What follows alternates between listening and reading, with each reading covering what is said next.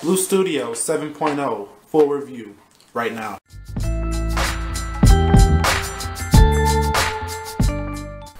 It's not every day that you see a large 7-inch phone at $149. The BLU Studio is one of the largest phones, if not the largest phones that money can buy. It's the first widely available 7-inch phone, although not the first ever made. Head over to my unboxing if you want to see the specifications, as this is going to be a real world usage video. So let's dive right in, guys. Let's go. Giving you guys a quick hardware tour of the device. You're going to see this is the 7-inch screen up front, and you're going to see a 2 megapixel front facing camera right there, and this has a pinhole design earpiece, but it's actually only centered right in the middle. I'm not sure if the camera is picking up, but it's just centered right in the middle. Going down to the bottom, you're going to see this pinhole design on the speaker grills down here, but actually the speaker grill is only on your left hand side, which is right here, which I'm going to show you how that works in the sound quality test. Right here is your micro USB port. Going on to the right, you're going to see your volume rocker and your power switch. Going to the left, there is nothing there. On the back, just that dimple pattern that I've showed you timeless times again. Little blue logo and the name of the phone. 5 megapixel camera with an LED flash. And that's pretty much it, guys. That's a quick tour of the hardware. Now, as far as the build quality goes in the BLU Studio 7.0, it has actually been pretty decent, but I'm not going to say it's great. I have heard a lot of creak and flex in this phone, as it is really starting to show its price after I've used it for about a week now.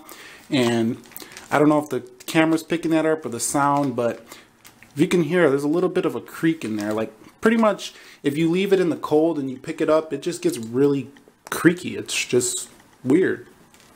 But overall, build quality has been pretty decent. I would say better than you would expect for $149.99. Talking about real world use, guys, this phone has been pretty hard to use. I'm going to say that it's just a really big phone, and I am actually going to bring in a Nexus 7 2013 edition just to give you a little bit of a comparison as far as the size goes. And yes, let me take this case off real quick, but this is a very close size phone. Now there's a Nexus 7 right there, and there is a BLU Studio. So you can see that these babies are pretty much the same size. So imagine using your tablet as your phone. This is a true tablet phone. So if you enjoy that type of thing, this is going to be your phone. But as far as the real world usage goes, it's pretty hard to use one hand. I can never reach the top, and I never quite got used to using a phone this big. Coming from things such as a 5-inch phone or a 4.5-inch phone or even a 5.5-inch phone like the Galaxy Note series, this baby is just big.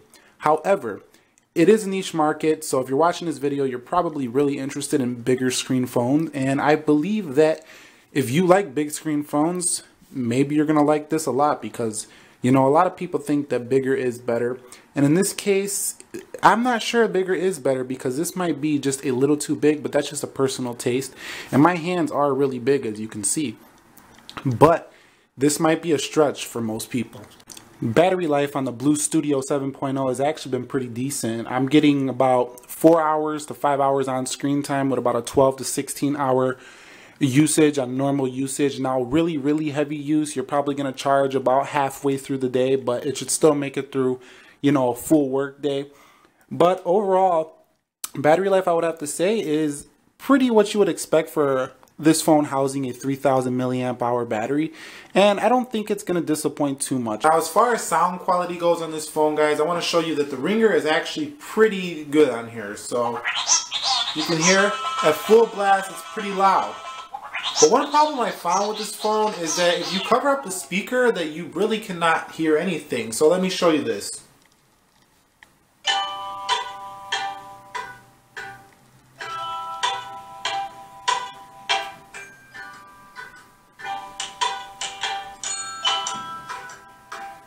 See what I mean? Just to see if this will fit in your guys' pockets, I just performed this little test for you guys. Unscientifical, it's just going to show you if it'll fit in your pockets. This is the regular dude size jeans. I wear a 32 by 34 if you guys were interested in knowing that. But as far as jeans, these are men's jeans, so this might not be the same for women, but let's perform the test anywhere. As you can see, it fits in there. You can see there's a little bit of it protruding right there, but it still fits right in the jeans. Going around to the back pocket, you'll see that it's going to stick out a little bit right there. So depending on your jean sizes, this is probably not going to be the best phone for pocketability. I would say not great at all. So this is probably going to be something you want to throw in a bag or a purse or something like that. Going on to software, guys, you're going to really notice that this is just like stock Android, although they did include a few things that really changed the experience. But I'm going to go back over there in the settings and show you that this is running Android version 4.4.2 straight out the box. So KitKat is a really polished operating system, and I would say even more polished than Lollipop at this point, because Lollipop has not reached its, you know, ultimate level of refinement yet. KitKat is like a very refined version of Jelly Bean. So it's just a very clean and simplistic, elegant OS that I think you're really going to enjoy on here because it's pretty much stock. Now, BLU has included this little feature right here that you can drag around, as you can see. And basically, it's just a one-handed feature to make up for that size. And you're going to see gallery, camera, FM radio, music, video, favorites, and others. They've also included a few apps such as the to-do list. You can make your own to-do lists. And a few little things here and there, like some theming in the messages. I'm not going to show you my messages, but some different themes. But it's pretty much a clean version of Android. You're not going to really notice too much different if you're used to stock Android. So that's pretty much what I got to say about the software aspect of it. Pretty buttery smooth, but there is a little bit of lag here and there because it's a dual-core processor with only 1 GB of RAM.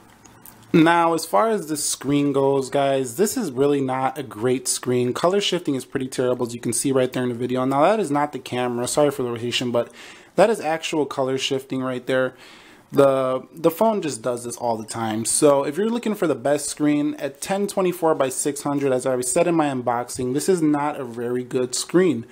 Especially if you're coming from, you know, like a high-end smartphone, or even if you're thinking about getting something like the Moto G or something like that, that's even a much better screen. This is not even 720p. This is below HD. So don't expect the best quality, but I can say that because the DPI setting, which basically means that they make everything a little bit smaller because the screen is a lot bigger, it makes it a lot easier to hold the phone further away from your face, so you don't really have to notice too much of the text. But where it really hurts is the color shifting, and it kind of strains your eyes, the screen, after a while. So long usage is really going to make you a little bit tired on this phone. It's not that sharp, pleasing to the eye, full HD screen like the Nexus 5 or any of these, you know, higher end phones. Speaking of the phone and call quality, guys, the call quality has been pretty dismal at best because the speaker doesn't sound that great, and because the speaker is all the way down here, it's kind of hard to reach your face, you know, where your mouth is. It's like your mouth might be like right here and the phone speaker down here, so it's kind of an awkward experience. So if your main thing is call quality and making phone calls, this is nowhere near your best option. I can tell you that right now. It doesn't sound the best. But at $149.99, it makes calls and you will be able to talk to people. So I think that you will actually enjoy this phone because it still has a phone. So what are my overall impressions of the BLU Studio 7.0? My overall impressions are, if you're a person who desires a huge screen to play videos, games, apps, all kinds of book reading, listen to music, just do all kinds of tablet-centric things, then this is going to be the phone for you. If you're somebody who goes to the gym all the time, you're always doing activities, you're out, or you just have small hands, this is probably not the phone for you. This phone is for people who are probably looking for a cheap tablet that also want a phone. It's kind of hard to sum this phone up because it really can fit a budget-conscious person and also a person who just really wants a large screen. But at the end of the day, this is not a high-end phone, but it's a very solid performer, and I would recommend it to anybody who wants to save some cash, have a big screen, and have a decent phone.